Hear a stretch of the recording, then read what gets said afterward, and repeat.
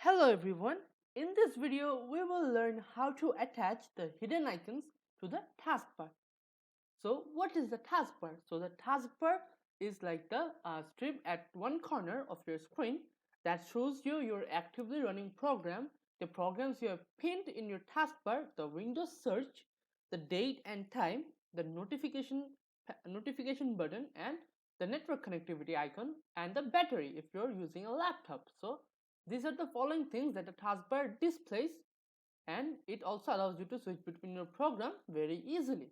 So to learn in more details, you can come back here later. So this is how we are going to implement this video. Now let's get started. So now we are back at my desktop. So this is the show hidden icons button. I will have to click over here. Then if I want any icon on my taskbar, I will just have to click, drag and drop it. Now it is over here and it is attached. I will just have to drag and drop.